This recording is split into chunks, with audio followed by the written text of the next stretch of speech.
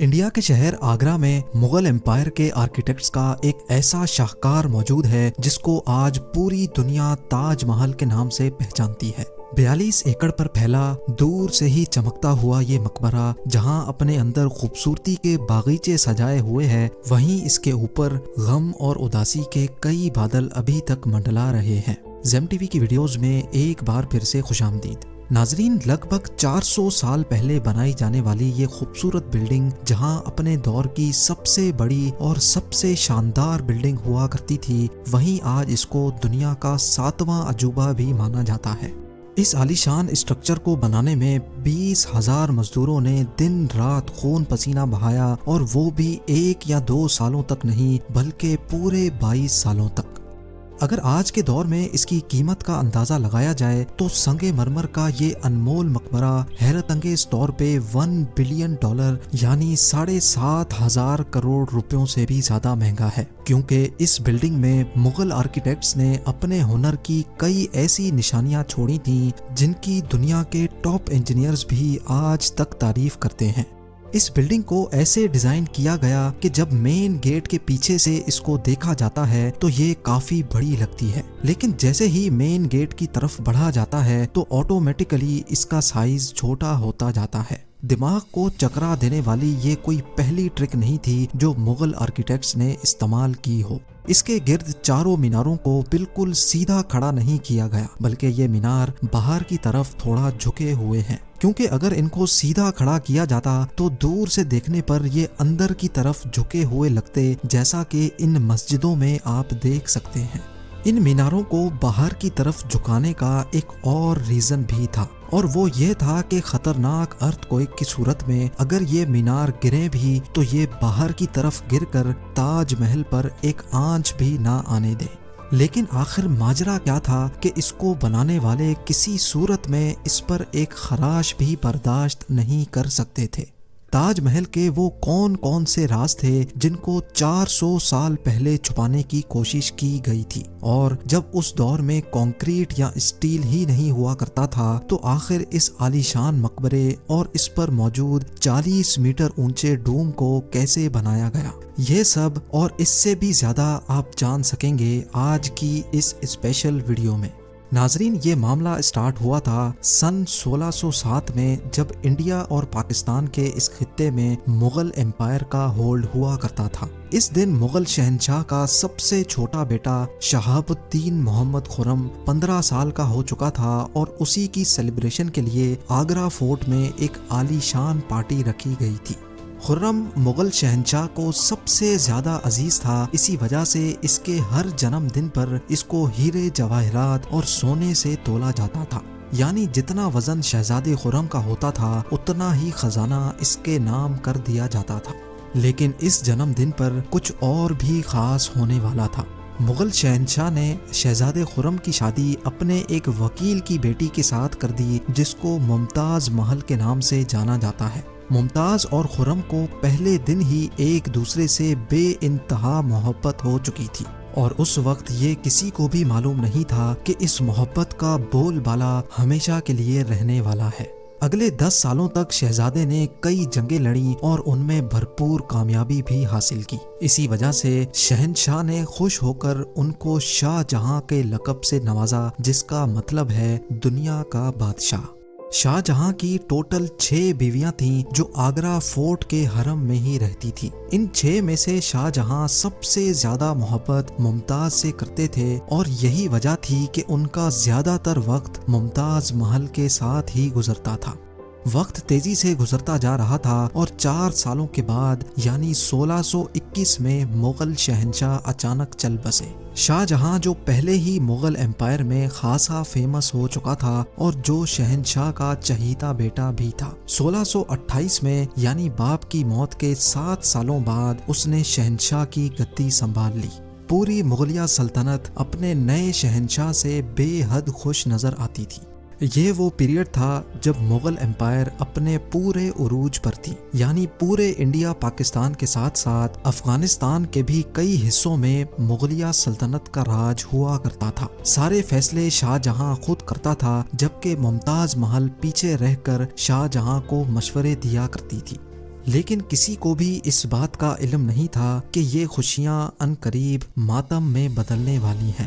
گدی سنبھالے ابھی 1 ہی سال گزرا تھا کہ ایک بار پھر سے مغل امپائر کو دشمنوں کا سامنا کرنا پڑا۔ اگلے 2 سال جنگ چلتی رہی اور شاہ جہاں کو اس جنگ میں بھی بھرپور کامیابی نصیب ہوئی، لیکن شاہ جہاں ابھی اس کامیابی کا جشن مناتے کہ ان کو ایک افسوسناک خبر سے آگاہ کیا گیا۔ ممتاز محل جو کہ شاہ جہاں کے 14ویں بچے کو جنم دے رہی تھی، اس کی حالت بگڑ گئی اور 17 جون سن 1631 کو وہ نہ چاہتے ہوئے بھی اس دنیا سے چل بسی۔ پوری مغلیہ سلطنت کا جشن دیکھتے ہی دیکھتے ماتم میں بدل گیا۔ یہ خبر جو شاہ جہاں پر آگ بن کر گری تھی، اس نے تو جیسے ان کی دنیا ہی ختم کر ڈالی۔ شاہ جہاں کی سب سے پہلی محبت اور ان کی سب سے عزیز بیوی ممتاز محل اس دنیا سے رخصت ہو چکی تھی۔ کہا جاتا ہے کہ اس غم کی پرچائی نے شاہ جہاں کو کالے اندھیروں میں دھکیل دیا تھا۔ اگلے 8 دنوں تک انہوں نے کچھ نہیں کھایا اور اگلے 2 سالوں تک نہ کوئی موسیقی سنی اور نہ ہی پرفیوم لگایا۔ ممتاز محل نے مرنے سے پہلے ایک آخری خواہش کی تھی۔ وہ چاہتی تھیں کہ ان کی قبر دنیا کے سب سے خوبصورت مقبرے میں بنائی جائے۔ اس ٹاسک کو اور ممتاز محل کی آخری خواہش کو پورا کرنے کے لیے شاہ جہاں نے اپنی ساری دولت اور پوری زندگی وقف کرنے کا ارادہ کر لیا۔ ممتاز کے گزرنے کے 6 ماہ بعد یعنی 1632 میں ہی تاج محل کی کنسٹرکشن کا کام شروع کر دیا گیا۔ قریب 20,000 سے بھی زیادہ مزدور، پتھر تراش اور کاریگروں کو پوری سلطنت سے اکٹھا کیا گیا۔ لشکروں کے لشکر شاہ جہاں کے حکم پر آگرہ بلوا لیے گئے تھے۔ کیونکہ ممتاز کی قبر یمنا ریور کے برابر میں موجود تھی، اسی وجہ سے اس جگہ پر دنیا کی سب سے خوبصورت بلڈنگ بنانا کافی مشکل ٹاسک تھا۔ ریور کے کنارے زمین کافی سافٹ ہوتی ہے اور اگر یہاں کھدائی کا کام کیا گیا تو پانی کا بہاؤ تاج محل کی فاؤنڈیشن کو بھی نقصان پہنچا سکتا تھا۔ اس مسئلے سے نمٹنے کے لیے مغل انجینئرز نے یہاں سب سے پہلے زمین کے اندر کئی کنویں کھدوانا شروع کیے۔ مزدور یہ کنویں تب تک کھودتے رہتے جب تک خشک زمین نظر نہ آ جاتی تھی۔ ان کنووں کو پتھروں اور گارے سے بھرا گیا اور پھر اس کے اوپر پتھروں کے بڑے بڑے کالمز کھڑے کیے گئے۔ اس سارے کام کو انجام دینے کے لیے مزدوروں کے ساتھ ساتھ ہاتھیوں کی ایک بہت بڑی فوج کو بھی استعمال کیا گیا۔